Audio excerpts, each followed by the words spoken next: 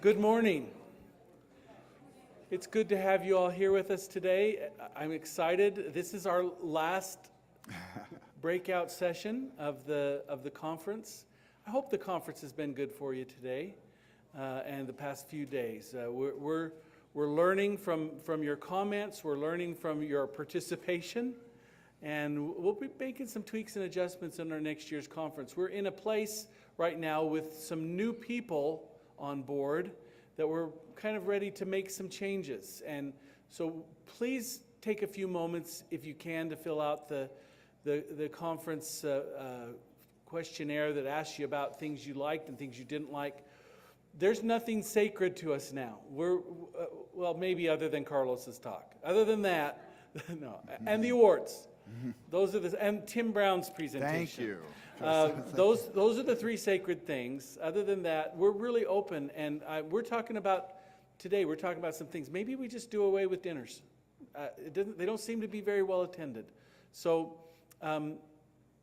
maybe we just do away with that. So let us know. What do you think? We expend quite a bit, and we're happy to spend the money to have people here and to have guest speakers come in, but maybe that's not what you want. And if that's not what you want, I sure don't want to waste taxpayer dollars on something that you don't want. So please let us know. We really are in a place right now where we're looking to make changes and to adjust this, to make this the most beneficial thing to you. We're anxious to honor our great projects and things that accomplish. So that's not going to change. But we can take a look at a lot of other things. Do those booths help? And the people who come here and run the booths, is it useful to them? And if it isn't useful to them, what can we do to make it more useful? So please help us with that. We really want to learn from you. Now today we're going to learn from Tim Brown. Many of you may know him. Tim's been doing this for a long time. He's almost as old as me. And so that means he's been doing this for a really long time. He's been involved in public information and public involvement and communications things for 32 years. That's older than some of you. And that's okay. That means he's been in a lot of different kinds of situations. He's been here involved in Salt Lake communications and really specifically focused on crisis communications and crisis management. So he's been through a lot of things that he's willing and anxious to share with us. I understand that he does a great Johnny Carson, Karnak impersonation, but he doesn't look like he's dressed in it, so I don't think we're going to do that today. I'm looking forward to hearing from him. I'm going to slip out for a second because our lunch speaker is arriving by helicopter, of all things. So I need to go make sure that we don't have a crisis out there, but we'll be anxious. We did have the crisis with the hay. Did you all make it through the hay this morning? That was an interesting thing today to deal with. Yeah, thanks for that. Anyway, we'll turn the balance of the time over to Tim Brown from Richter 7. Thank you, Tim. Thanks, Joe. The last time I was at an event where someone came in by helicopter, it was Donny Osmond at Stadium of Fire, and he came in singing, We're Coming to America. Was anyone there? Well, maybe Donnie who's coming today. I don't know.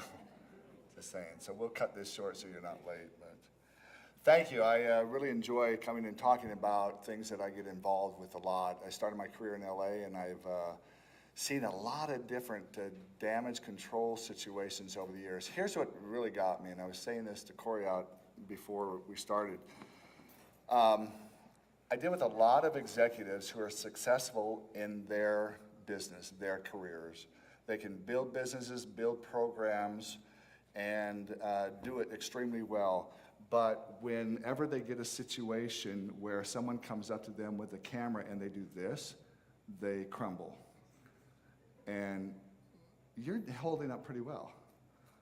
But they had this situation where cameras and lights are in their face, and the media are there to interview and scrutinize, and they just want to get a story, and they want, what's candid. And so I have loved helping them articulate their situation so they can get through this crisis. And I found that through the years, it really comes down to about 3 different things that cause these crises. Some call it diffusing a bomb once it's exploded, but that's not always easy to do. So as we get through this, if you think about it in three terms, it's kind of like this. The typical scenario of a crisis, one situation could be that someone says something stupid. And I'll give you some examples. And the easiest examples to give are those from politicians. I used to give this portion with the politician's name up there, but I've stopped doing that, just out of respect. One politician said, you can't just let nature run wild. And then he went on and on and on. The media got all over that one. One said, it isn't pollution that's hurting the environment, it's the impurities in our air and water. That's what's doing it. One said, you know, if you take out the killings, Washington, D.C. actually has a very low crime rate. This is an elected official. I won't tell you what market they were elected in, but you could maybe guess. I don't know. One said, okay, I'm going to tell you. Well, I'm going to tell you, and then I'm going to have you guess. One said, Hawaii is a unique state. It's a small state. It's a state that is by itself. It's different from the other 49. Well, all states are different, but it's got a particularly unique situation. Thank you, Dan Quayle, I'll just tell you. Can you hear it in the voice? And then one who wasn't a politician, but actually was a business owner in this market, said, it's too bad, and this is in the press, word for word, it's too bad that all the media in Utah are liars and murderers. You just destroyed the greatest company of all time. We were the best in the world champion. All this hatred was created by you. You are basically angels of Satan. All I can say to the people in Utah is, please pray for all the news people. Why would you say that? Why would you say that to a reporter? Why would you? Yeah. It's my mother calling to make sure it all worked well. Let me just turn that down. Yeah, I won't tell you who it was. But then we have, other situations. What's her story? Is she black or is she white? Yeah. So they're her reputation. What's his situation? Who is that? Brian Williams. What news station? NBC. For how long? A week or two? Forever. You watched him. We saw him. What happened? Where's his career? This became the news, and it ruined a career. So I want to go back.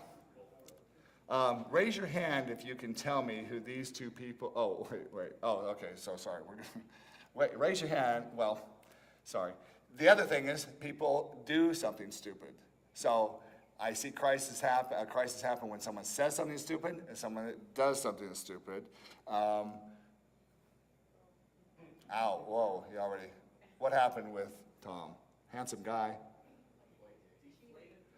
We kind of tend to forgive sports figures quickly. You don't? What happened here? How do you feel? Oh my goodness. So hard. I mean, you look at these things that happen. So, raise your hand if you can tell me who these people are. Him? Situation? He sired a child with a worker in CBS in New York when he was broadcasting and texted about it. Yeah. You feel the pain. Feel the pain of it all. Who remembers them? Okay, can you tell me their story? Who is it, first of all? Skaters, and she had friends that attacked her. They wanted to create a bodyguard business for the figure skaters, and she wanted to become the champion. Right, thank you. You win a prize. What was her name? Tanya Harding, right? And who's the one on the left? Nancy. And how many years ago was that? Here you go. You're welcome. Will you pass that down? How many years? Yeah. Just, oh yeah, you're like in that world, aren't you? They would be on TV with you. What was it? 20 plus years ago. And so if you say the name Tanya Harding, what do you think?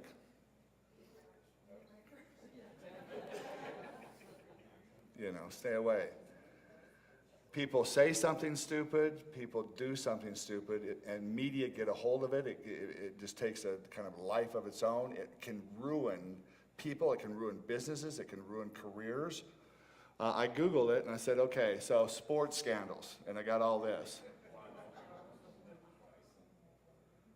I Googled government scandals. They're not immune. Anybody up there, you know? Anybody up there in here? Anybody remember? Oh. I Googled business scandals. More of the same. Enron, and we even have it playing out in Hollywood because it's so glamorous. I Googled CEO scandals. CEOs are targets. You see that. Here's one, celebrity scandals of all time. These aren't hard to find. You've got everything from, so what do you think with Bill Cosby's? I mean, until the day he dies, what's it going to be? He'll go to the grave with that. Absolutely crazy. And then you see everything from Miley. My little girl wanted to go see Miley in concert down at the Delta Energy Solutions, so I made her save her money, $70. She saw Miley. Dang, that was the worst thing. Miley is not the role model I want for my daughter, who's now 20. But you see that on and on and on. We tend to forgive celebrities a bit more. Do you forgive celebrities? Sports, I know you're out, but how about celebrities? Some. Okay, why is that, I wonder?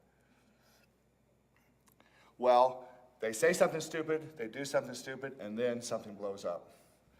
Do you remember this? This is why. This is just some of the video that led to Rice's suspension. Outside the Lines has obtained not only the roughly 30-minute video reviewed by Rutgers officials, but also hundreds of hours of additional footage of Rutgers practices from the 2 seasons prior to this year. There are shots of Rice heaving balls at players, even at their heads, which you can see better here when the tape is slowed down. Do you know what happened to his career? So in the news yesterday, someone got fired in South Carolina. Are you aware of that? Yeah, the student, the officer in the school. And what did he do? John, what did he do? Kicked a student that was in the chair, or wrestled him down halfway. Slammed her down, dragged her across the floor, cuffed her. Today is fired. It's unfortunate to see so many things happen, but I find that oftentimes when this stuff happens, unfortunately, and I'm not saying, you know, this is just my observation, typically it happens to men. I don't know why. So I searched the archives in the movie film to see, and this came out.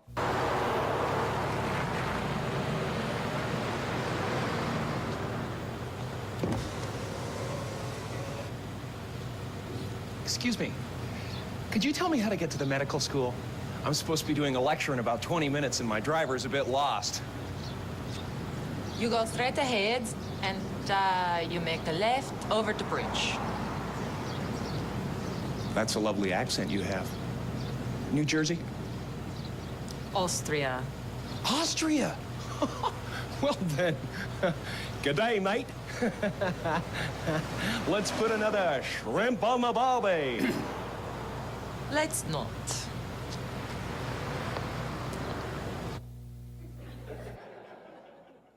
Does anybody have a good answer for me why Men do stupid things. Testosterone? Yeah. Oh, you said it. It's so unfortunate. And the problem with it in today's world is when this happens, it gets in the database, and it's there. And so you're locked in, and you're forever connected with that. So you can Google any one of those names right there, and it'll come up. Google Tanya Harding, and you'll see what's associated with that, because now it never goes away. Julia Roberts taught us that in this. Today's newspapers will be lining tomorrow's waste paper bin. Excuse me? Well, you know, it's just one day.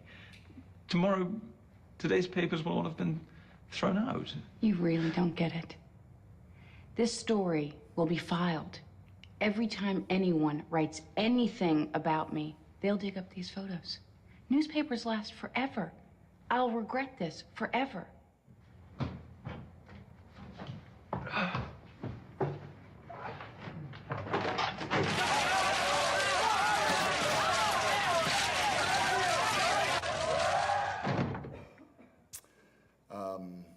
I've seen those situations with clients, and it is just frightening. I've seen ambush interviews. I've helped clients get through ambush interviews.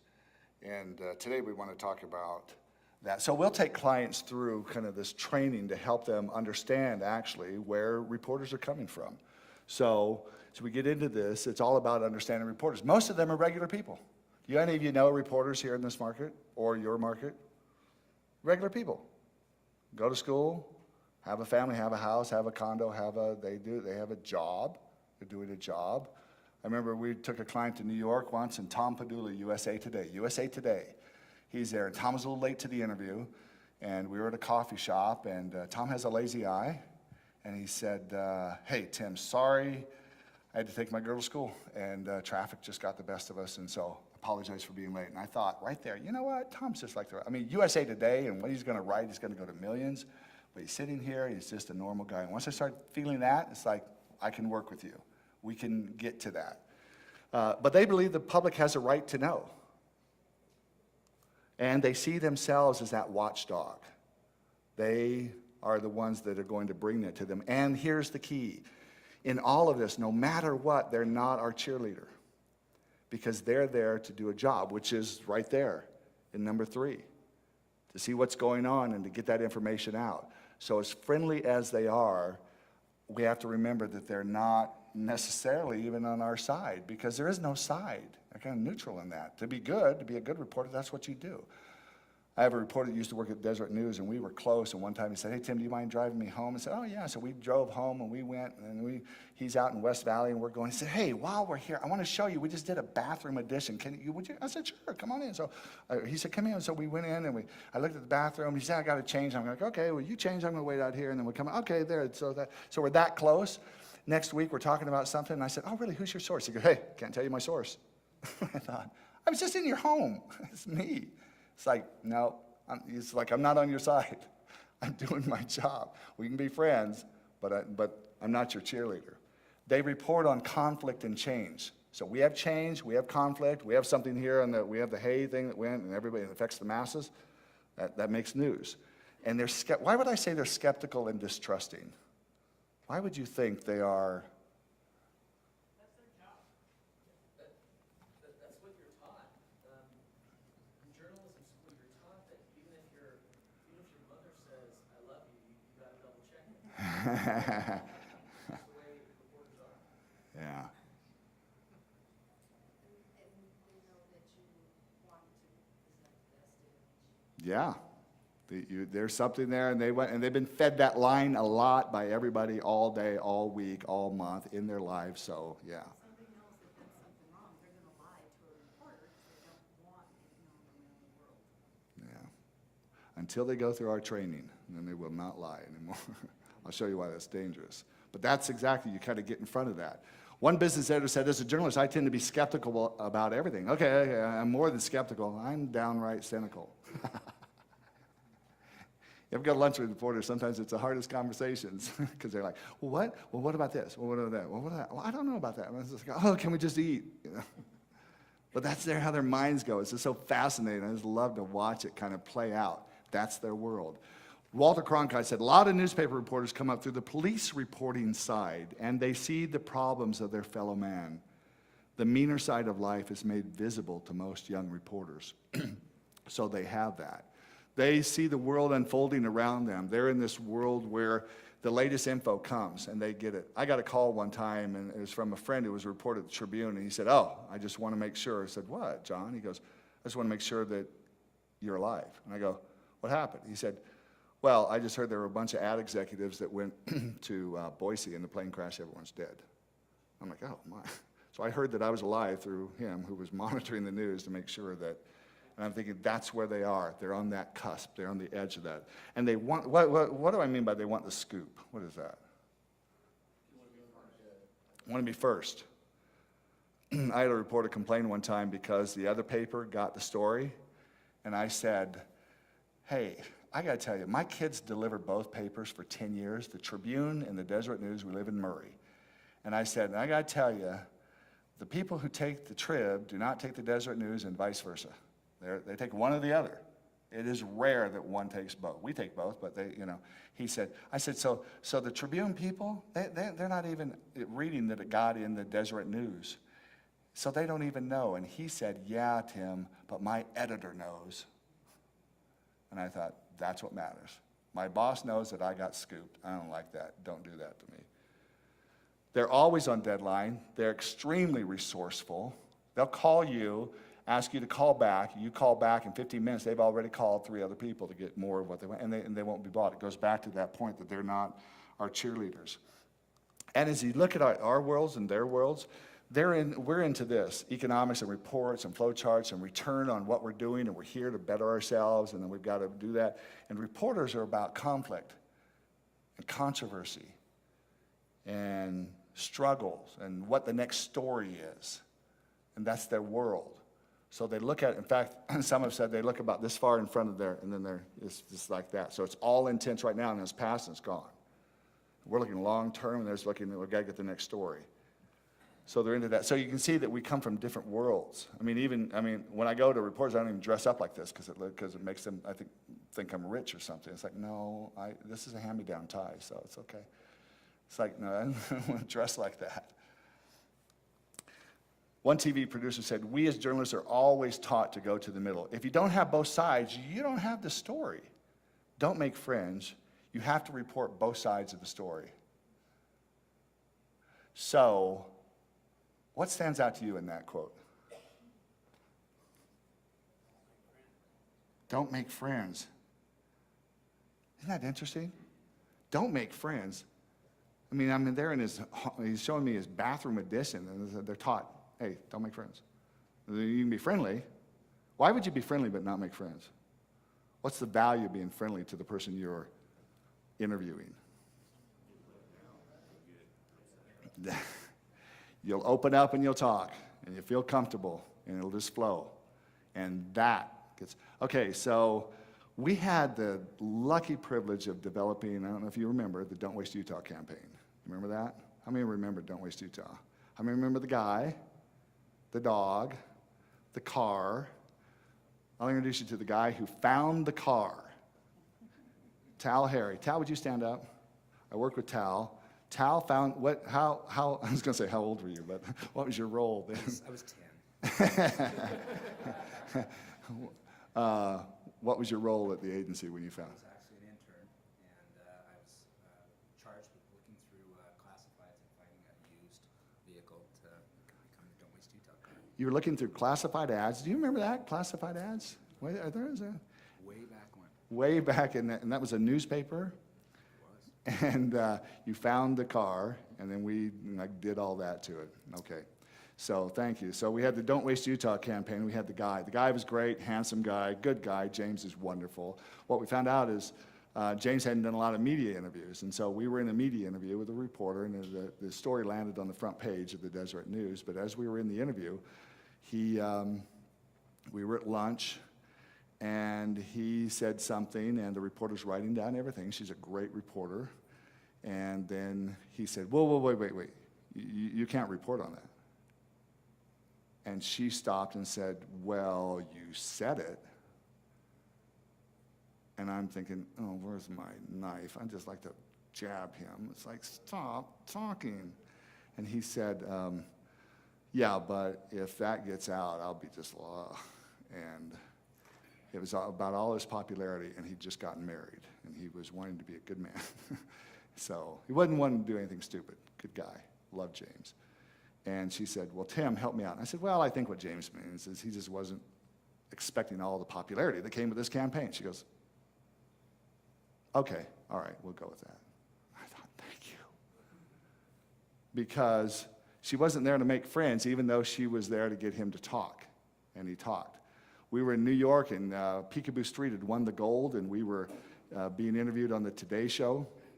So Today Show sends a car for you at the hotel, grabs you, and takes you over there to make sure you're going to make it on time and everything. What they don't tell you is that they send this associate producer, and her job that day was to get as much information from Peekaboo as she could. And if you know Peekaboo, she loves to talk. She is so smooth with people. She gets going, and she got going. An hour later, Matt Lauer was using the information in the car that we got from the, she got from the associate producer on air. And Peekaboo was like, what? It's like, don't say that anymore. They're not there to make friends, but they're there to get you to speak. So if I'd ask you what makes news, what would you say makes news? What are the things that are out there?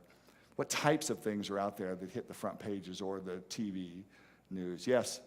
Something that sparks curiosity or is out of the ordinary. Everyone who answers gets, well, until we run out. Yeah, do you mind? Thank you. Gets one. So would you say that again? It sparks curiosity or it's out of the ordinary. Something that sparks curiosity, okay. Something that's new or innovative, right? Okay. Huh? Controversy, yes. Yes. Emotion. Emotion. If you cried, we'd give you, to show the emotion, be the emotion. No. Scandals do, they make news. Public safety. So tell me about that. What do you see in the news about public safety? Yep, and that was the top story. Why do you think that makes news? Yeah, well, that's good. And it affects everybody. Who said that? Yeah, so Brett said it affects everybody. If it affects the masses, that's going to make news. Yes? Sensationalism, things that are out there and crazy. That's Entertainment Tonight is all there. So something that's now, something that's immediate. We have that thing where we're a society that's like, we gotta have it out, and we get to be news junkies. And you do that, I know. Lee, you do that too. I do that. What else, Lee? Something that's not out there anywhere else. We'll watch that on the news and see. Those are the things, a crisis, a change, inconsistencies. You said lies, scandals, anything controversial. What's that?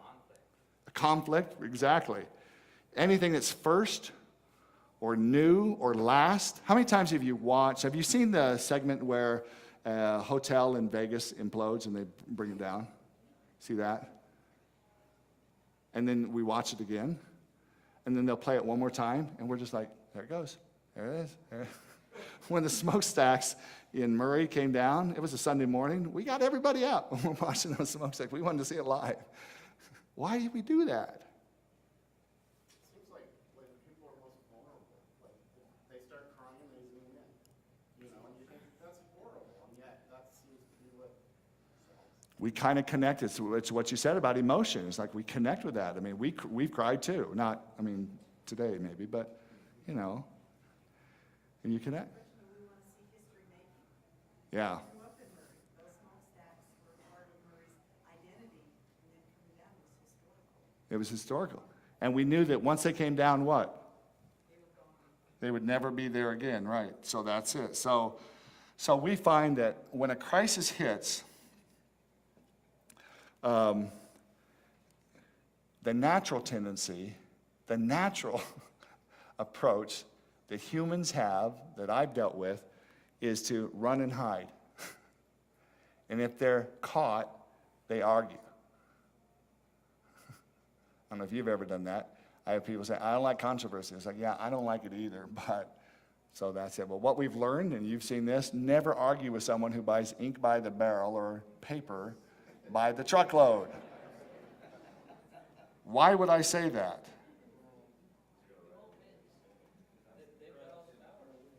They will be there again tomorrow and the next day and the next. I have to tell you that I've seen a career destroyed because a person came into the Tribune newsroom and argued because salaries of executives of that company were made public, and the Tribune had that information, and they were running with it. So this communications professional went in and argued and yelled in the newsroom. Now, just imagine your workspace. Imagine your reporter, John, smiling, because what do you think happened? Everybody heard it. They were not going to side with that person. That person, in just a matter of weeks, left that job to pursue other interests.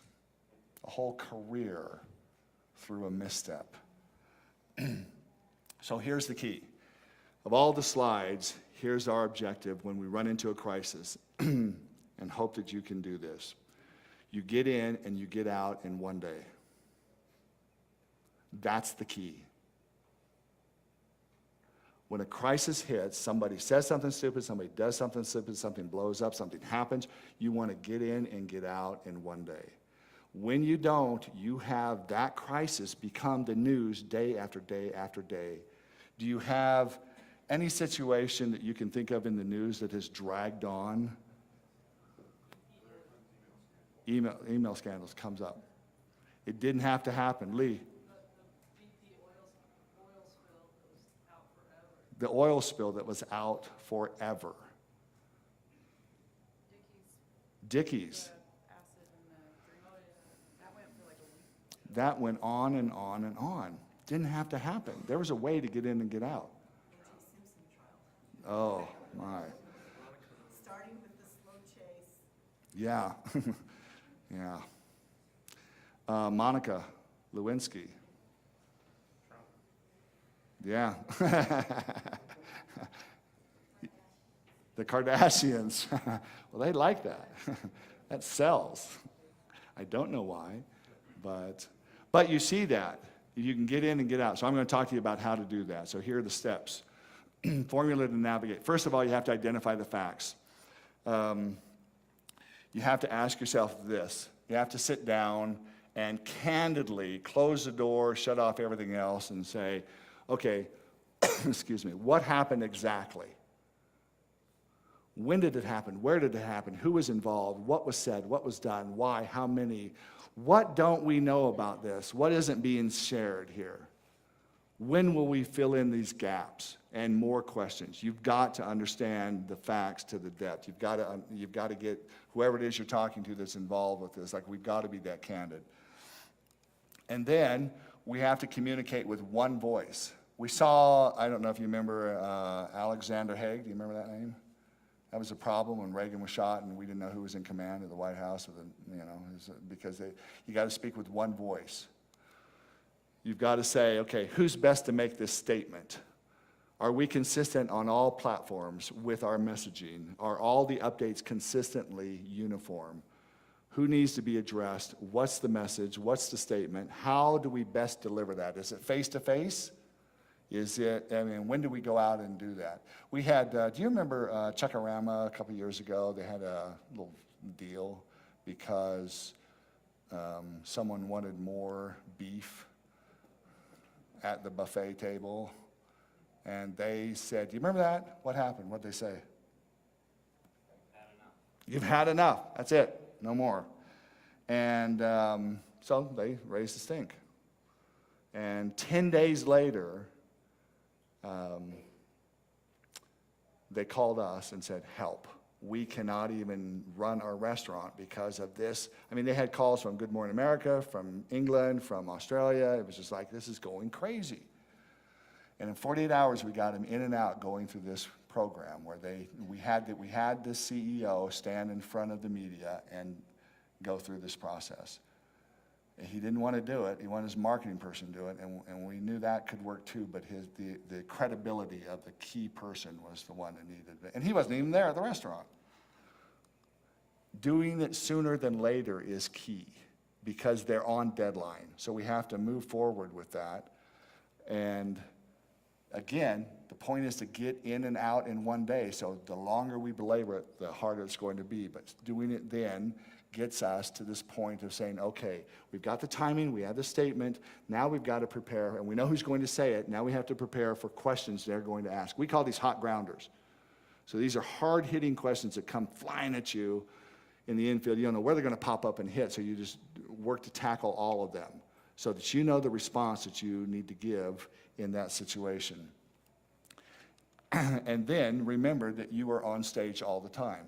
If John were my client and we had a crisis situation, I would say, and John knows this, so he's good with all that, but it's like from the time we pull in and get out of the car, we're on stage the entire time. We're walking in here and we're making the presentation, and then all the way back and out of the parking lot, and then we're off stage. Because they can record everything and do, and again, they're reporters, so their job is to report what they see, what they hear. So we want to remember that we're on stage all the time. And then remember that everything that we do is reportable, and we give them nowhere else to dig. We learned this from another kind of nice movie clip here from Clear and Present Danger. I knew the man for 40 years. We went to school together. We almost went into business together. That would have been good. What a smart aleck. Oh, man, the press is going to have a field day with this. No one outside of this room knows anything about it. They will. They always do. It'll come up. You're absolutely right about that. But when it does, we'll downplay your relationship with Hardin somehow. What? What? Diffuser. What, you disagree? No. Well, actually, yes. Forgive me, but I would go in the other direction. If a reporter asked if you and Hardin were friends, I'd say no, we're good friends. If they asked if you were good friends, I'd say no, we're lifelong friends. I would give them no place to go. Nothing to report. No story. I mean, it's no sense diffusing a bomb after it's already gone off.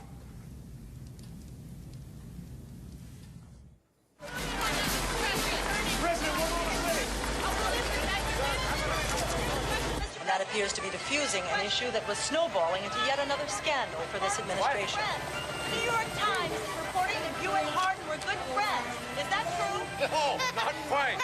We weren't good friends. We were lifelong friends. I said that. Some observers on the Hill say I said that. President Kennedy. I told him to say that. What? Tell me your thoughts about that response. Give them nowhere else to go.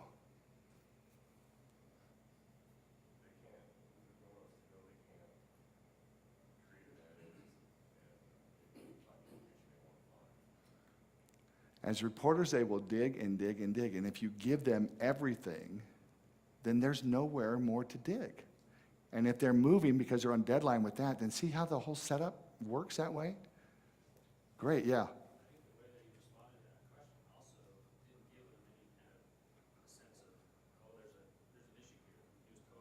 Yeah.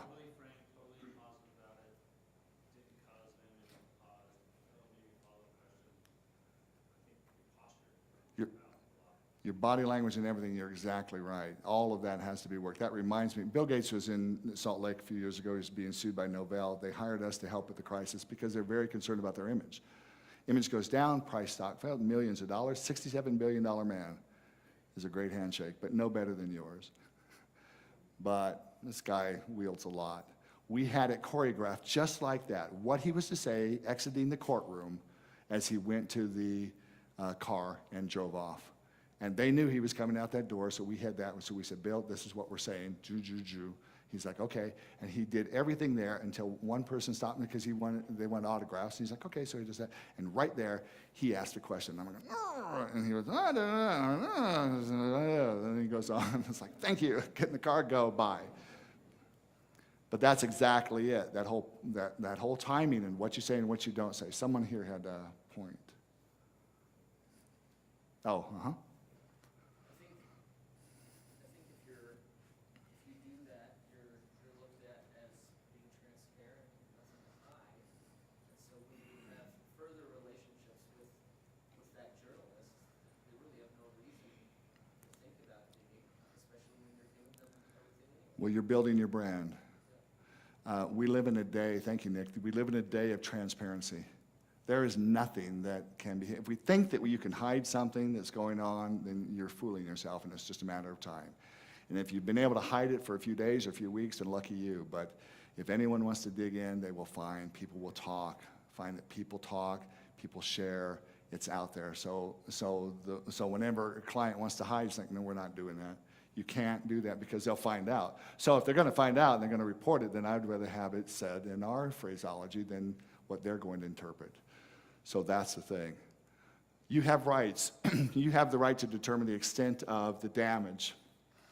You have right to communicate what you want and when you want to communicate it, to explain yourself in your situation. You have a right to explain yourself, to not respond to questions, and to not be available. You have a right. You will, there are consequences with those actions, so we'll talk through the pros and cons of that. Do you remember this? Where was that? North Salt Lake. I'd just gotten back from vacation. I saw this on the news. I didn't know the developers here before on this. I did know them hours after that happened. They called. And then we talked through the situation, and we went through this process right here. And I explained to them, and we didn't have much time at all because it was already in the afternoon. This happened obviously early in the morning, 6 o'clock or so. KUTV was there. They had that footage. It was just like, oh my goodness. And I helped them understand media has rights. They have a right to ask you any question they want. They're reporters. Can you pick out the one who's my client? Oh, he is a good man, and thankfully we connected, and he's honest, and he wants to, and he was right on with everything we were recommending, which is we're going to tell the truth here, we're going to tell what we know, we're going to find the answers to the things we don't know, and we're going to fill in the gaps.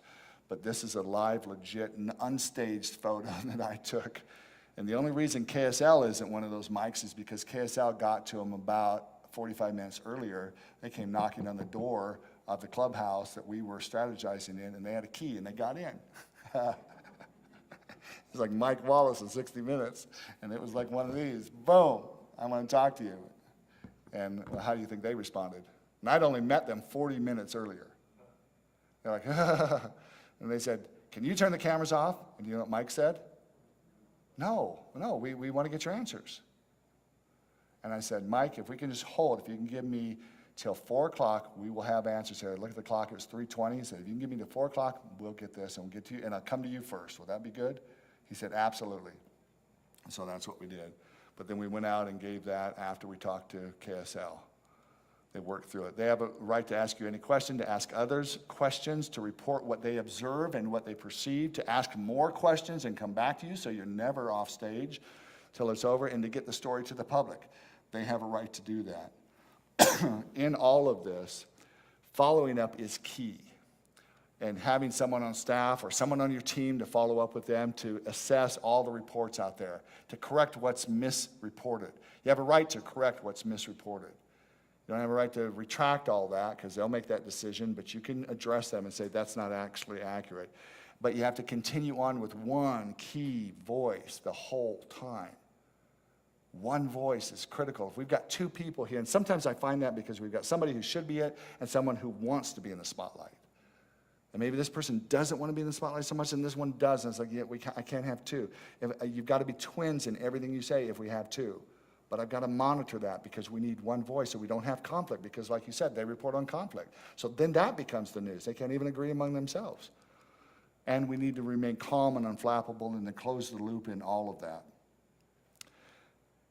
I've got 2 bonus items here, but I want to answer any questions. We have 13 minutes before I go to that. Any questions about any of that with the formula and anything that way? Yes? Calm. Your body language is 85%. If you're like all this and you're that and you can't do that, we've got to work together to get that because they read that. It's just like we were saying up here. You see the sweat and you see that. It's like, and so you hear it and you go, I don't believe her at all, you know. Yes? Yeah. What would you recommend if there's misinformation? I'd go to the reporter. So what do you do if there's misinformation in a story that's out there? I'd go to the reporter. I wouldn't go over the reporter's head. That's just like somebody going to your boss instead of going to you if you made a mistake. People make mistakes. Okay. So hopefully you have a good enough relationship with them and they believe you and you've got some credibility, but then you go to the reporter and you spell that out. We actually had that with Microsoft where the reporter came in, good guy, great reporter, seasoned reporter, came in, was only at the trial there, and the trial went on for weeks, but he was only there that day for less than an hour, went back, wrote the story, got it wrong. Microsoft blew up. Tim, fix this. This is why we hired you. I'm like, okay. So we talked to the reporter, he goes, well, I said, you know, the thing is, that's not really what, I mean, that's what he said on the stand then, but just after that, and I think you may have left, but he said this, that, and that. So really, that would then make it wrong. And I know you don't want to get it wrong, but it's your call. He changed it. First time in my career I had a headline changed by a reporter because it's rare, right, Lee? Yeah, oh, man. I was going to say, though, not you, like if you're being interviewed, have the U.PR person called. Yeah, good point. Have the relationship with the reporter. Yeah, go through that established relationship there with them because that's where the relationship is, the credibility is. Hopefully they've got a good track record and do that. Yep, good point. Thank you. Yes? Have you seen any notable mistakes or successes so far in the campaign for president? Oh, you see a lot. That's fodder. It is so interesting to see that. And if you want to see the highlights of that, just watch, Jimmy Fallon. Watch Colbert. I mean, that's what they feed off of. They love that. Jimmy Kimmel. It's like, and there are so many. I mean, the email scandal was brought up earlier. I don't like to get in politics because it's like my mom said, don't talk that. So, but the email thing, I thought that didn't have to happen. Trump says a ton of stuff that's like, oh, okay. Jeb Bush says some things here. I mean, they're all saying, even you saw Bernie Sanders parodied on SNL the other night. I was watching to see how he was going to respond, but I thought he responded well. So you can take advantage of that. He could have got upset. He could have put out a statement. He could have, you got to pull back and think bigger. But yes, that's a good point. They're all over. Couple bonus things. Oh, it seems to me that sorry seems to be the hardest word.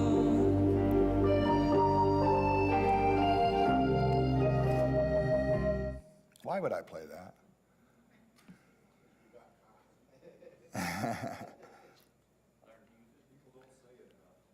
People don't say it.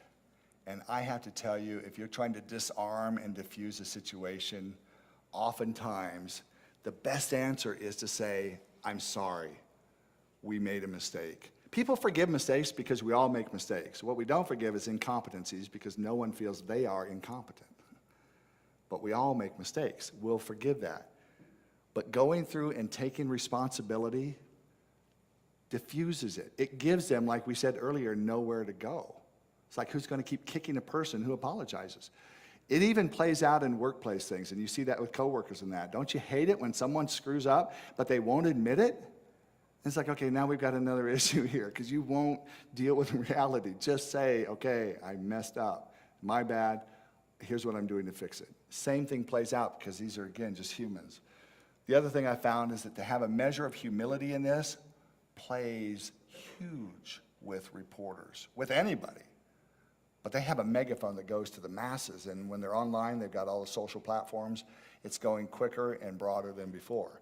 And to have a dose of likability. If you're not a likable person, I'd ask you to sign up for a class or something. I don't know what you do actually to become likable. I just made that up.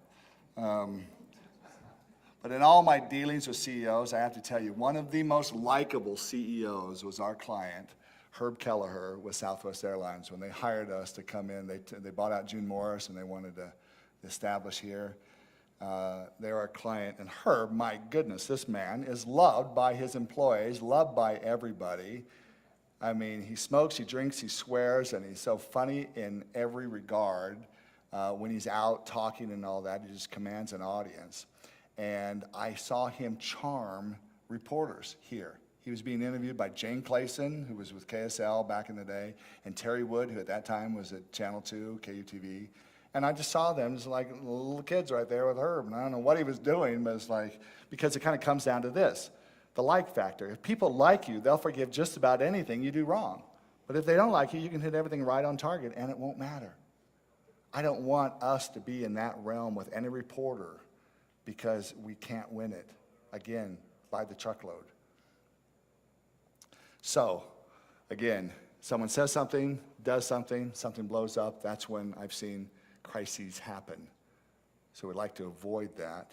And remember, these are the steps: identifying the facts, speaking with one voice, speaking with that, and getting that out sooner than later, so we have to work overtime to do that. Remember, we're on stage all the time and everything's reportable. Preparing for the questions and giving them nowhere else to dig. I want to tell you, we spend a lot of time here in our jobs trying to be good at all that, and it kind of brings me to this point of finding the thing that makes us happy. So I have this clip I'm going to show you for 10 seconds. Do you know what the secret of life is? No, what? This. Your finger? One thing. Just one thing. You stick to that and everything else don't mean shit. That's great, but what's the one thing? That's what you gotta figure out. Well, hopefully we can avoid a crisis in our jobs and life, and that we can find that one thing and help us go forward so we can live a great life and a great career. Thanks for having me.